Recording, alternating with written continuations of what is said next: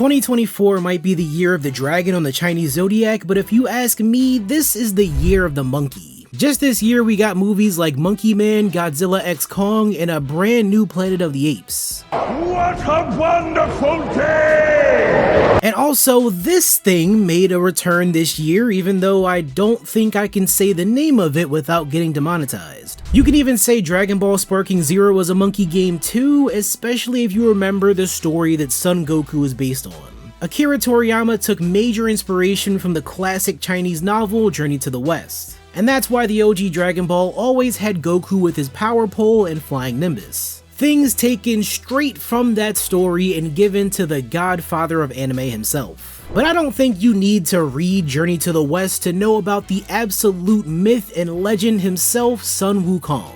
All you need to do is play one of these MOBA games or just watch that Monkey Kid Lego show. And I won't lie, the animation in that show has no business looking that good. But anyway, you already know we're here to talk about Black Myth Wukong, the most anticipated monkey game of the year. So I'm sorry to Kong Survivor Instinct, but it never stood a chance. Today we gotta dig into this beautiful game and find out a few things. First off, the people are questioning if this is worthy of being Game of the Year. And honestly, it might be up there since it's been blowing up the internet ever since it dropped. Plus, we got people arguing about if this really counts as a Souls-like or if it's not hard enough. We'll jump into all of that and I'll give you my full thoughts on it. The story starts off in the best way possible. We see Wukong flying his Nimbus up into the heavens and facing off against a whole army. And if you guys seen any of those Wukong movies with those insane visuals, then you already know what usually happens in this situation. Now the fight here might not be as cool as the movies, but it's gotta be hard to beat the Great Ape Wukong versus a palm the size of the solar system. After they talk their shit, we have the very first battle where we can test out some of the moves we'll be getting later on. But unfortunately, that battle ends with a defeat and Wukong gets sealed into a stone.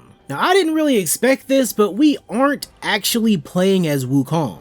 Instead, we're playing as another monkey who has to undo the seal and bring Wukong back. He doesn't have a name and he doesn't talk either, but everyone calls him the Destined One. That starts us on this crazy journey filled with some beautiful scenery, lots of fun powers, and some insanely tough fights. The whole plot takes the Journey to the West story and it adds its own little spice using the same characters. So think of it like what God of War did with the Greek and Norse mythology. It's not meant to be a total retelling of everything that happens, but it's a cool way to reimagine it all and create something fresh. And this plot may not be the easiest thing to follow if you've never seen the original story, but it's fun to see how all these situations unfold in each chapter. The way things are split up, it feels like every chapter has a completely unique story to follow. Like with chapter 2 having the headless bard that follows us up until it ends. Or chapter 4 having a focus on Bajie and his past love life. All of these stories lead you to new adventures and plenty of characters to meet. And with the main character being mute, you get a chance to immerse yourself in all of it. But the major highlight has always been the way the game looks visually. I don't care that much about the extra graphic stuff, but the discussions about it are pretty crazy. First off, Xbox players are mad because they can't get this ported to their systems, at least not yet. And apparently that's because the devs would need to make a version that works on the Series S, and they're having a lot of trouble doing that. Hell, even the PS5 is having a hard time running it with all the best options. Even I had some times where frames would drop, and I rarely see that happening in any other games. I thought it was some kind of a bug, but I think it's just too good for consoles. Apparently they had to hold things back like ray tracing just because it pushed the PS5 to some crazy limits. And PC players are even saying that you need one of the best graphics cards on the market just to run this thing with high settings. I don't know what they did, but it's totally living up to the hype for the visuals. And speaking of visuals, do you know what my favorite part about this entire game is? After every chapter, we get these really cool animations that sometimes seem a bit out of place. They're all animated in different styles, and it starts feeling like we're watching new episodes of Love, Death, and Robots. Like seriously, the scene with the fox is damn near the same thing as the Good Hunting episode from season 1. Just not all futuristic looking. The best part is that they take place right after defeating the bosses, so it feels like a reward getting to see these after you get your ass handed to you constantly.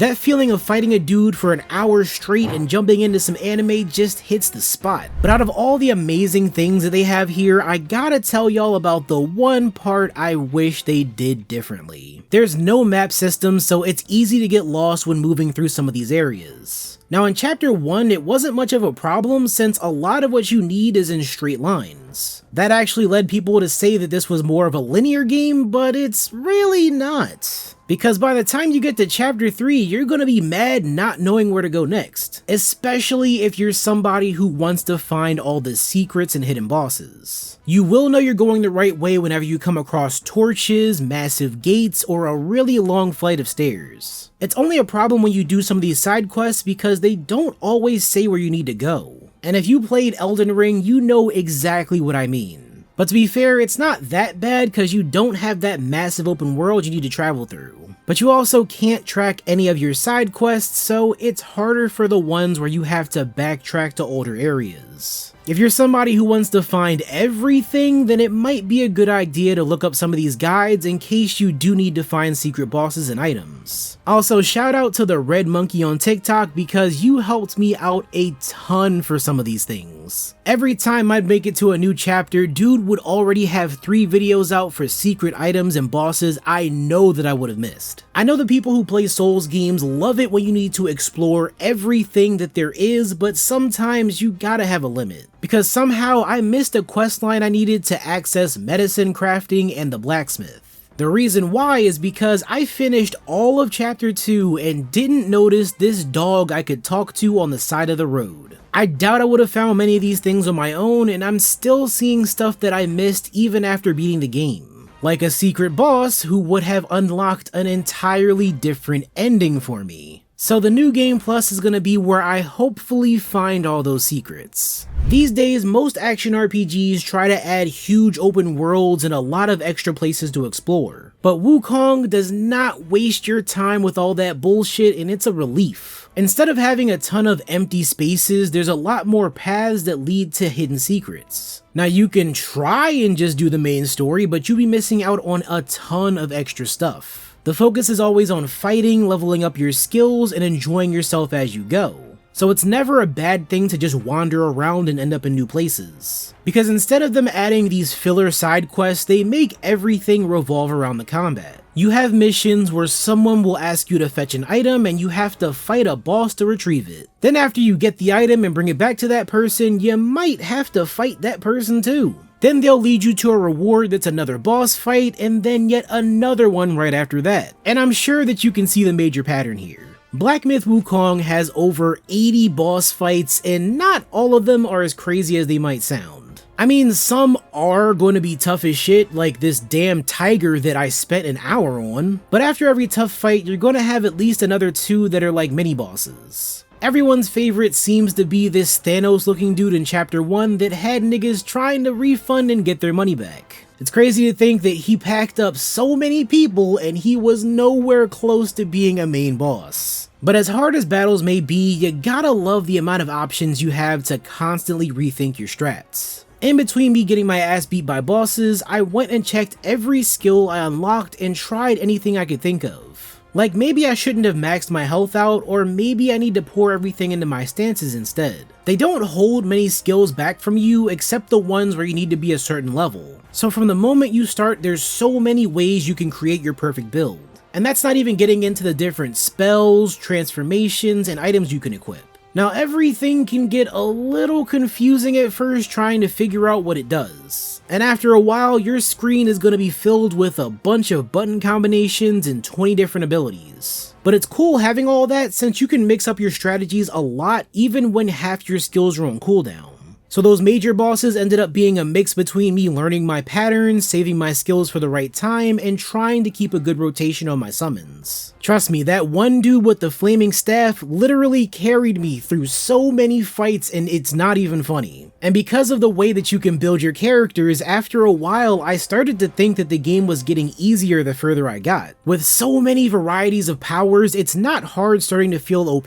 That is until you get to those final bosses in chapters 2 and 4. Now these 2 right here definitely gave a lot of dudes some trouble. I know I was stressing on them for at least an hour each, but every time I go on TikTok and see somebody's live, they're literally fighting those two bosses. And they'll be on like death count 30 by then. But there's a way to make their fights easier if you do some side quests and unlock items that nerf their second phases. Actually not, some of these items will eliminate the second phases and make it into a cakewalk. Okay, wait, no, maybe not that easy. Now you could say that's cheating, but even Elden Ring allows you to get items like that for a few bosses. Now, are these fights impossible without them? I wouldn't say these fights are impossible without those items, but they sure as hell ain't easy. Depending on who you ask, they might actually tell you that without those items, these bosses are just straight up unfair. But it is nice that it ties into the Wukong lore, cause these guys gave him trouble in the original story too.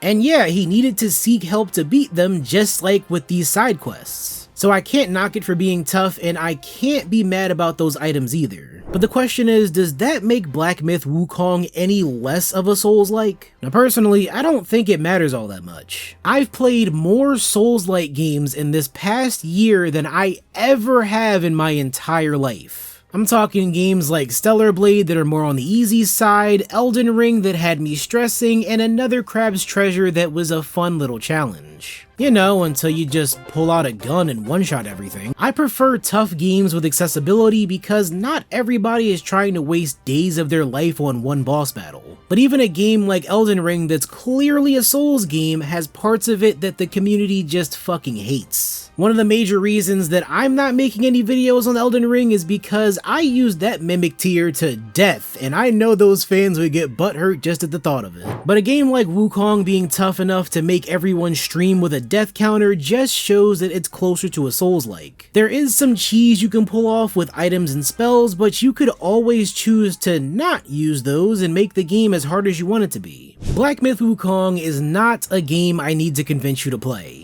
The world's been on fire about it ever since it came out, and I'd be shocked if this didn't get nominated for Game of the Year. Now whether it wins or not is a whole nother question, but I think it deserves to be in one of those top spots. I mean, it broke records on Steam for the highest single player game purchases on its first day.